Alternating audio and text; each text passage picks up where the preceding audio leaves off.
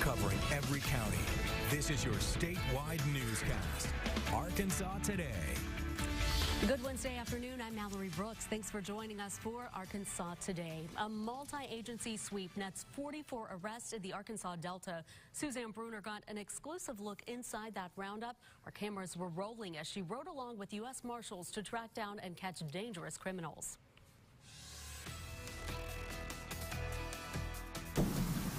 Before sunrise, a caravan of police cars travel to Helena, West Helena. Operation Press Your Luck kicks into high gear. Using flashlights, authorities surround a home searching for a wanted man. It's been a little out of control. We've had to come down. Their homicide rate has been up this year. The U.S. Marshals Eastern Fugitive Task Force is leading this roundup, tracking down dozens of fugitive gang members with warrants out for their arrest. All right, Team 1 is leading that last address. Working intel and checking off their list of suspects, we surprise another young man with a warrant. U.S. Marshals with the warrant. Our cameras got an inside look at where marshals say the suspect was hiding drugs in a bedroom wall. You could smell it throughout the house and see children who live under the same roof. It's sad. I mean, to think that parents, you know, it's one thing to use drugs, but to use them around your kids who are babies.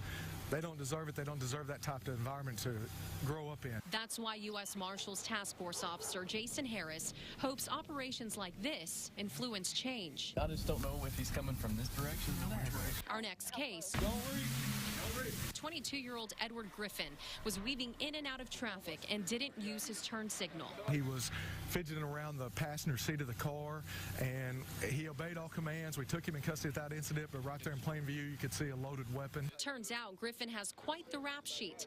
20 warrants out for his arrest.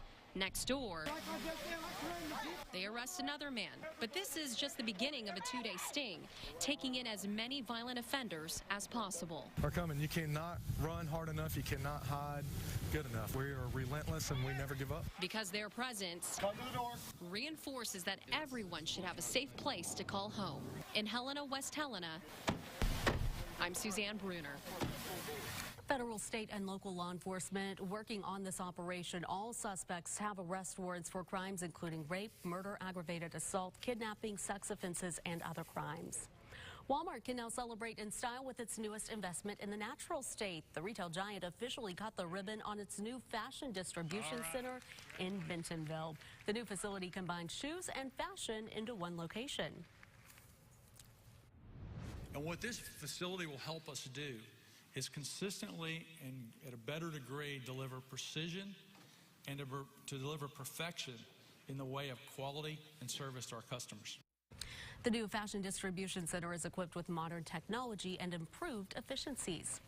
100% clean energy could be a reality in the city of Fayetteville. The city, in partnership with Ozark Collective Cooperative and Today's Power, held a groundbreaking ceremony Monday on the largest solar power system on municipal land. It is the only system in the state with on-site utility scale storage, raising the clean energy consumption from 16% to 72% for city facilities. This project is also predicted to save the city approximately $6 million over 20 years. Solar panels will actually follow the path of the sun as it moves across the sky from east to west every day. It gives us about a 15% bump in terms of the energy production, electricity production from the solar panels. The project is expected to be completed in the summer of 2019. Operations will begin shortly thereafter. A push to expand access to contraception for Arkansas women more successful on Take Two. That bill would allow women to get birth control pills without a prescription from their doctor. In a vote Monday, it got more yes votes than no's, but not enough to pass. Today, it got the extra support it needed. About a dozen states allowing pharmacists to provide oral contraceptives. The bill now moves to the Senate. And another bill is making its way to the governor's desk. Senate lawmakers passing the highway funding bill. It will raise fuel taxes and also tap into casino revenue for road improvements and management. It's part of the governor's $300 million highway funding plan that was unveiled last month.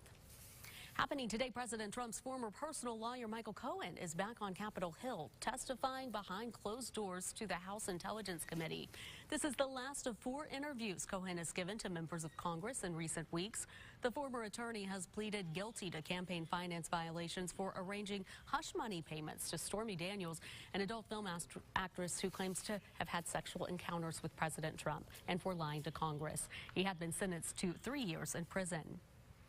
Pope Francis today sending a message of peace to the devout in St. Peter's Square. For Lent, the Pope took part in a tradition that goes all the way back to early centuries of the Church. On the afternoon of Ash Wednesday, he led a penitential procession in Rome. The Pope celebrated Mass in St. Benina, marking the beginning of Lent, which is today. And taking a look back in history, on this day in history, 1475, Italian artist and poet Michelangelo was born in the Republic of Florence. In 1912, Oreo sandwich cookies were first introduced by the National Biscuit Company. And in 2009, the government reported the jobless rate reached 8.1%, while acknowledging an astounding number of job losses. President Barack Obama told critics of his $787 billion economic recovery plan in Columbus, Ohio. And that is a look at your headlines. We are still months away from the